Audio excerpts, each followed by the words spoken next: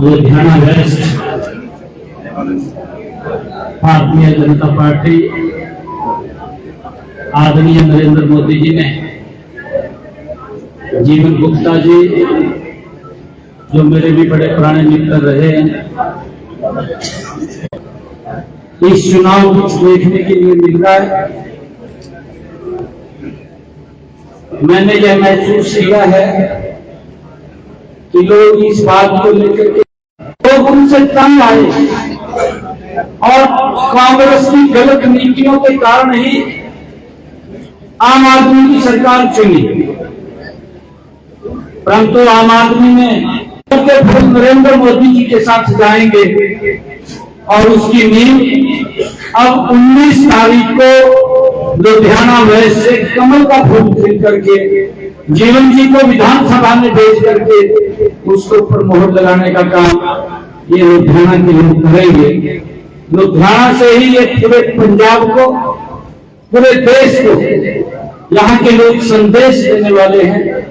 जो मैंने दोपहर से कार्यक्रमों के अंदर लोगों का मैंने चेहरों को पढ़ा है, जो उनके व्यू आए हैं, वो इस चुनाव के अंदर बड़े मार्जिन से कमल का फूल खिलाने वाले हैं, क्योंकि जो बातें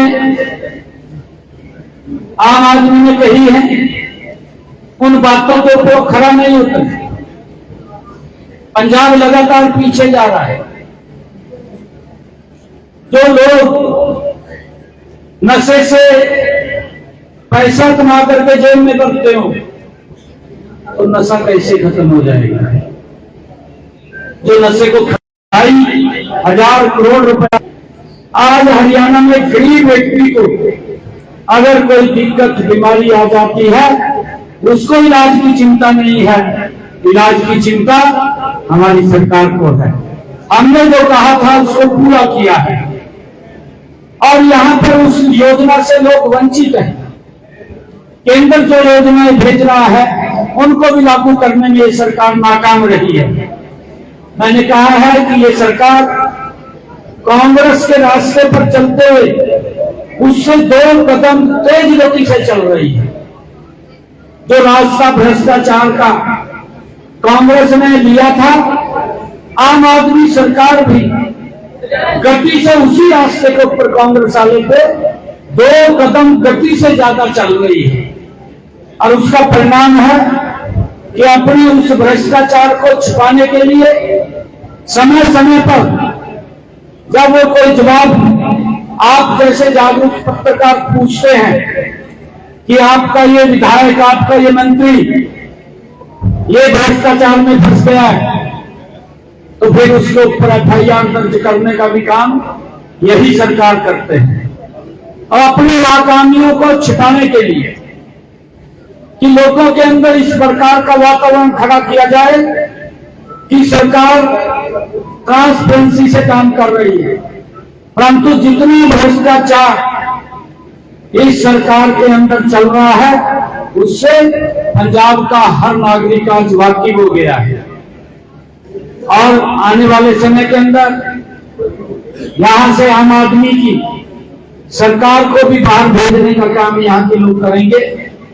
और इस उपचुनाव के अंदर लुधियाना वेस्ट के लोग बहुत बड़े मैंडेट के साथ हमारे जीवन गुप्ता जी को कमल का बटन दबा करके भारी बहुमत से वो विधानसभा में भेजने वाले हैं, ताकि पंजाब में आदरणीय मोदी जी की नीतियों के साथ जुड़ करके लोगों को लाभ मिले, उन तक लाभ पहुंचे। हमने हरियाणा के अंदर आदरणीय प्रधानमंत्री जी ने जो प्रधानमंत्री उज्ज्वला योजना चलाई, उस उज्ज्वला योजना के तहत भी 13 लाख बहनों के घर में फ्री में कनेक्शन दिया है। 15 लाख बहनों के घर में गैस का सिलेंडर पहुंचाया जिनके घर में गैस का सिलेंडर नहीं था। और यहाँ पर उन योजनाओं से वंचित है। कांग्रेस के समय में गैस का सिलेंडर मिलता नहीं था, 3-3 दिन लगते थे। उस लाइन को खत्म किया, गरीब के घर में गैस का सिलेंडर पहुंचाया है। और हमने हरियाणा के अंदर प्रधानमंत्री आवास योजना के तहत जो हमारा प्रधानमंत्री आवास योजना शहरी है, जितनी एप्लीकेशन हरियाणा के अंदर हमें दी गई, उन सब के मकान बना करके हमने चाबियां सौंपने का काम किया। मुझे नहीं लगता कि मोदी जी की नीति गरीब आदमी तक उसका लाभ मिल रहा हो। यहां उनको कोई मकान इन्होंने दिया हो, ये तो अपने मकान बनाने में लगे हुए हैं, गरीब के मकान की चिंता नहीं है। इस प्रकार की ये सरकार यहां काम कर रही है। हमने हरियाणा के अंदर जो आदमी मोदी जी ने जो गरीब आम व्यक्ति के लिए उसके घर में शौचालय बनवाए हैं और एक बहनों को सम्मान दिया है, मेरे ख्याल ये भी योजना यहां पर इन्होंने लागू नहीं की है। हमने किसानों की, जो ये लोग किसान के नाम के ऊपर राजनीति करते हैं, क्योंकि कांग्रेस भी इनका नाम लेकर के राजनीति करती थी और अब आम आदमी भी क्योंकि इसी रास्ते के ऊपर चल रहे हैं, ये भी उसी का नाम लेकर के राजनीति करते हैं। परंतु उनके सुधार के लिए ना तो कांग्रेस ने कदम उठाया था और ना ही ये आम आदमी उठा रही है। कांग्रेस ने भी लठ मरवाए थे और आम आदमी ने उससे ज्यादा लठ मरवाए हैं, ये मालूम है। परंतु उनके सुधार के लिए ना तो कांग्रेस ने जेल दिए तो लठ मरवाए दिए। हमारे हरियाणा के अंदर हमने किसान की 100% फसल एमएसपी पर खरीदने का काम हमारी सरकार कर रही है। हम किसान को सशक्त करें, परंतु ये लोग ये भ्रष्टाचार के अंदर गलतान है। इनको किसी की सुविधा की चिंता नहीं है, इनको तो अपनी सुविधा की चिंता है। अभी मैं लुधियाना वेस्ट के इंडस्ट्रियलिस्ट के लोगों के बीच से आया हूं, जिन्होंने इस बात को लेकर के आश्वस्त किया है कि यहां से 19 तारीख को भारी मात्रा में कमल के फूल को प्रमोट डलेगा और जब रिजल्ट आएगा तो जीवन गुप्ता को हम विधानसभा में भेजें। ये हमारे इंडस्ट्रियल एसोसिएशन के लोगों ने इस बात को कहा है और मैं कुछ और कार्यक्रमों में भी गया था। इस प्रकार की भी चर्चा यहां करते हैं कि काम तो कुछ किया नहीं, लोगों के ऊपर नाजायज दबाव डाल करके वोट ले लेंगे। परंतु अब ना तो ये कांग्रेस का धरना चला था, कांग्रेस भी इस रास्ते पे चली थी कि लोगों के ऊपर नाजायज दबाव डाल करके वोट लेना, कांग्रेस को बाहर निकाल दिया। अब आम आदमी का भी सुपड़ा साफ करने वाले हैं। इसका उदाहरण जब ये वोटिंग होगा, जीवन गुप्ता जी सबसे ज्यादा वोट से यहां से जीतेंगे और जो नरेंद्र मोदी जी की नीतियां हैं, मैं विश्वास दिलाता हूं एक एक नीति को हम पंजाब के अंदर लागू करेंगे।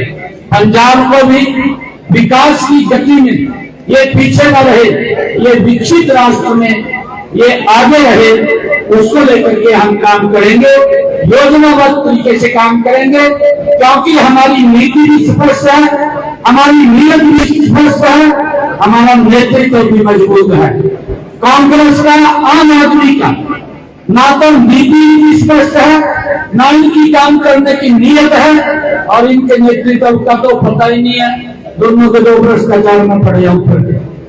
आप चाहे कांग्रेस का देख लीजिए, चाहे आम आदमी का देख लीजिए, भ्रष्टाचार की दलदल में जेल के अंदर कुछ चले गए, कुछ चले जाएंगे। सीएम साहब किया जा रहा है आम आदमी पार्टी पंजाब और हरियाणा एक ना सिर्फ नैरेटिव सेट करने की कोशिश की जा रही है आम आदमी पार्टी वालों कि जी हरियाणा की सरकार है, हरियाणा की बीजेपी है, पानी चोरी कर रही है। उसने की कुछ आए ताली धरना दिता गया। साहब मेरा भी सवाल सेम सवाल है मेरा कि जो बीपीएमबी का विवाद पंजाब सरकार ते हरियाणा सरकार के दरमियान होया सी, हरियाणा सरकार का उस ऊपर की स्टैंड और किस तरह इस विवाद को खत्म किया जाएगा? अब देखिए, क्योंकि ये लोकसभा के अंदर ये बिल भी इसके ऊपर चर्चा हुई थी, तभी ये बीपीएमबी को एक स्टैट्यूटरी बॉडी है यहाँ बनाया गया है, वो स्वतंत्र बॉडी है। पंजाब ये गुरुओं की धरती है। मैं प्रणाम करता हूँ, नतमस्तक होता हूँ मैं इस पवित्र भूमि पर, जिस भूमि से गुरुओं ने अपने धर्म और कौम की रक्षा के लिए बड़ी कुर्बानियां दी। ये कुर्बानियां दुनिया में किसी ने नहीं दी, ना कहीं देखने को मिलती है। जितनी बड़ी कुर्बानियां हमारे गुरुओं ने दी है, और हमारे गुरुओं ने शिक्षा भी दी है कि कोई आदमी प्यासा ना रहे। ये हमारे गुरुओं की शिक्षा दी हुई है। परंतु किस प्रकार की सरकार है, मैं हैरान हूं इस बात से। मैंने कहा भी है कि हमें तो गुरुओं से प्रेरणा मिलती है, हमें शिक्षा मिलती है। हरियाणा कोई अलग नहीं है, हरियाणा पंजाब एक ही है। हमारा भाई है पंजाब, बड़ा भाई है पंजाब। मैं जब विधानसभा के अंदर गया था तब भी मुझे पत्रकारों ने क्वेश्चन पूछा था। मैंने तब भी ये बात कही थी कि आज भी हम एक घर में रहते हैं, आज भी हमें लग नहीं है। आज हमारा हाई कोर्ट एक है, आज हमारी विधानसभा एक है, एक ही छत के नीचे हम रहते हैं। फिर अलग कहाँ है? किस बात की है ये राजनीति? स्वार्थ सिद्धि के लिए ये किस प्रकार से लोगों को गुमराह करते हैं। और लोगों ने इस बात का, पंजाब की सरकार का विरोध किया है कि पीने के पानी को लेकर के हमारे गुरुओं की तो परंपरा रही है कि प्यासे को पानी पिलाइए, और ये किस प्रकार से उसके गुरुओं के रास्ते से विपरीत जाकर के ये लोगों को गुमराह करने का काम कर रहे हैं। पंजाब के लोग देख रहे हैं और उन्होंने चटाया भी है, इनको चटाया भी है। और मैं आपको बताना चाहता हूँ कि 19 तारीख को वोटिंग का जब रिजल्ट आएगा उसका रिजल्ट इनके सामने आ जाएगा। ये आम आदमी या कांग्रेस का खाता नहीं खुल रहा, दोनों ने भ्रष्टाचार किया है, दोनों ने मिलकर के पंजाब का भक्ति स्थिति पैदा की है। हमारा लुधियाना, आज से अगर हम 30 साल पहले का लुधियाना देखें तो ये बढ़ता हुआ लुधियाना था। इंडस्ट्री के अंदर नंबर 1 के ऊपर नाम लिया जाता था लुधियाना का। आज क्या स्थिति है? ये कांग्रेस की गलती नीति है। फिर आम आदमी ने तो उसका जमीन इकट्ठा कर दिया। ये तो सोचा भी नहीं क्या होगा क्या नहीं होगा। ये तो लग रहा है एक व्यक्ति दिल्ली जितना तो उसकी दाढ़ गड़ी हुई, दिल्ली वाला ने तो बाहर कर दिया, ईदा का यहाँ कमरा लेकर बैठाई दिया इसे, पीछे जो चला गया सारा। इसमें तो पता नहीं बेचारे, ये तो शाम के टाइम थोड़ा मस्त हो जा।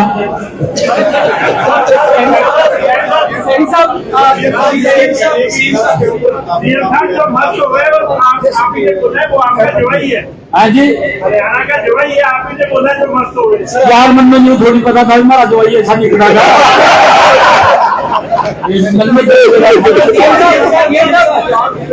पंजाब एंड हरियाणा एक है, लेकिन सीएम मान की तरफ से कहा जाता है कि जब पंजाब में पानी कम है तो हरियाणा हमसे पानी ले लेता है, लेकिन जब मानसून के टाइम पंजाब दूसरा होता है, पानी सरप्लस होता है, तब हरियाणा मना। ऐसा नहीं है, ऐसा नहीं है। मैंने ये नहीं कहा, मेरी स्टेटमेंट देख लेना आप।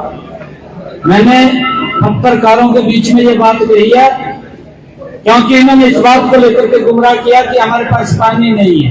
ये पीने की पानी की बात है, सिंचाई की बात नहीं है, पीने के पानी की बात। इसने कहा कि हमारे पास पानी नहीं है। मैंने कहा कि अगर पंजाब का मेरा कोई भाई एक व्यक्ति भी प्यासा रहेगा तो मैं हरियाणा से जमीन के नीचे से पानी निकाल करके वहां पानी पहुंचा दूंगा।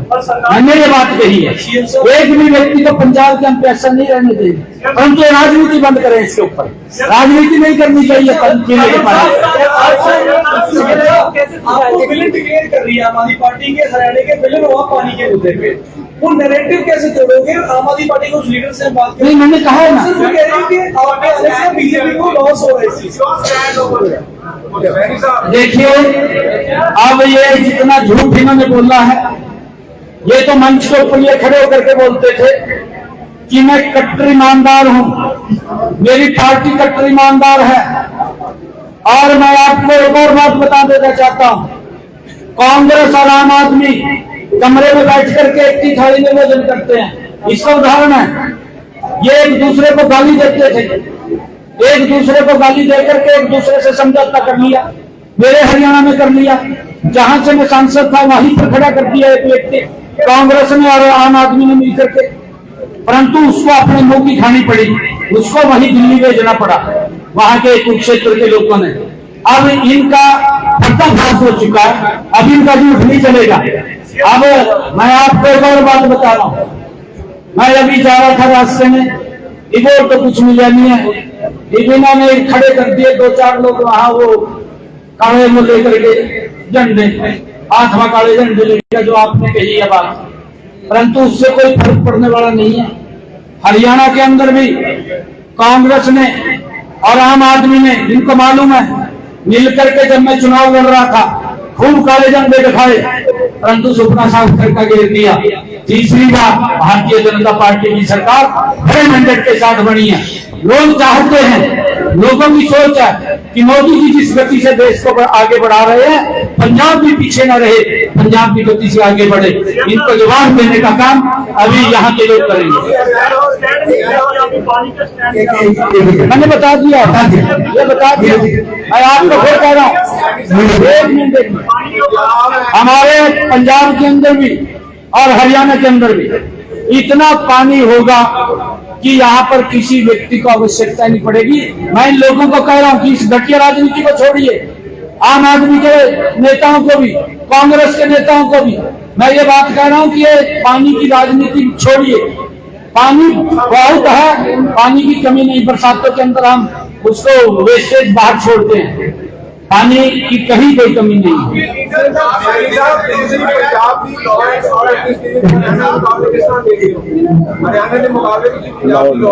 नहीं, यहाँ लॉ ऑर्डर कहाँ है? लॉ ऑर्डर कहाँ है यहाँ? नहीं, यहाँ कहाँ है? हमारे यहाँ पर अगर हमने पूरा का पूरा पुलिस प्रशासन हमारा एकदम चौकन्ना है। अगर कोई घटना को अंजाम देता है 24 घंटे के अंदर उस व्यक्ति को जवाब मिल जाता है, जो अगर कोई घटना को अंजाम देता है। पंजाब के मुकाबले हाँ जी, पंजाब के मुकाबले ये देखिए, आप जागरूक पत्रकार हैं, मैं आप लोगों से एक बात कहना चाहता हूँ कि आप हमारे हरियाणा में आकर के पूछ लीजिए, हमारे हरियाणा की 100% किसान की जो फसल है वो एमएसपी के ऊपर हम खरीद रहे हैं। मैंने यहाँ भी कहा था कि यहाँ के किसान की आप फसल खरीदिए, राजनीति मत कीजिए उनके साथ, उनका तो लठमर भेजिए। ना तो कांग्रेस ने उनका एमएसपी दिया और ना जो आम आदमी दे रहे हैं, राम तो दे रहे हैं ना। हमने किसान की अगर फसल का खराब हुआ, मैं आंकड़ों से बताता हूँ आपको, प्रधानमंत्री फसल बीमा योजना आई, प्रधानमंत्री फसल बीमा योजना में पिछले 10.5 वर्ष मेरी सरकार को हरियाणा में हुए हैं, बीजेपी की सरकार को 10.5 वर्षों के अंदर पिछला 10 वर्ष का कार्यकाल कांग्रेस का रहा। कांग्रेस ने हरियाणा के किसान की फसल के खराबे का 1155 करोड़ रुपए दिया और हमारी सरकार ने 11 वर्षों के अंदर 10.5 वर्षों के अंदर 15,500 करोड़ रुपए दिया। जमीन आसमान का अंतर है। हमारी नीति स्पष्ट है, हमारी नीति स्पष्ट है, हमारी नीयत भी स्पष्ट है। हम अगर किसी किसान का फसल का खराबा हुआ है तुरंत उसके खाते के अंदर पैसा पहुंचाया है। कागजों में कर दिया है, कागजों में मैं देख रहा था और अखबारों के अंदर, क्योंकि ऐड में तो माहिर है ये लोग, ऐड तो खूब करते हैं क्योंकि पैसा कौन सा जेब में चल रहा। ये तो पंजाब के लोगों का पैसा ऐड के ऊपर तो बाद का पैसा खर्च करा। आप पता है ऐसा सच्चा बाल दिखाई देंगे, ऐड के ऊपर तो जना इस पर का व्यक्ति भी है जो काम कर रहा है। महिला के आरक्षण को ले रहे हैं, लागू कर रहे हैं, ये आपके विरोधी कह रहे हैं कि उनको पहले लागू होना चाहिए। हाँ नहीं, देखिए परिसीमन अभी 1 जुलाई से चालू हो जाएगा। जो हमारा ICCC का डेटा है वो 1 जुलाई से वो लगभग शुरू होगा। ये डेट कन्फर्म नहीं है, मैं जो बता रहा हूँ, परंतु उसकी तैयारी कर ली है कैबिनेट ने, केंद्रीय कैबिनेट ने तैयारी करके उसकी अनाउंसमेंट भी हो गई है कि हम ये ICCC का डेटा वो जनगणना करवाएंगे और उस जनगणना के अंदर जो ही जनगणना खत्म होगी उसके बाद ये 33% का महिलाओं को आरक्षण भी मिलेगा। ये 27 तक नहीं मिलेगा तो 2029 में मिल जाएगा। परंतु कांग्रेस ने इस आरक्षण का जो महिलाओं को मिलने वाले अधिकार है इसका विरोध किया था और इन्होंने विरोध किया। आम आदमी के जो सांसद थे उन्होंने विरोध किया इसका, वो विरोध करने में सबसे आगे थे, इन्होंने विरोध किया।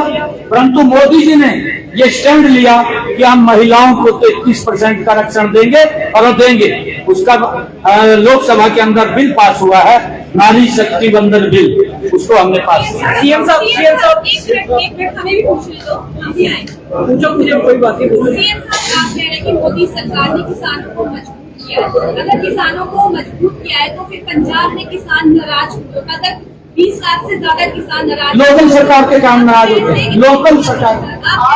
एक मिनट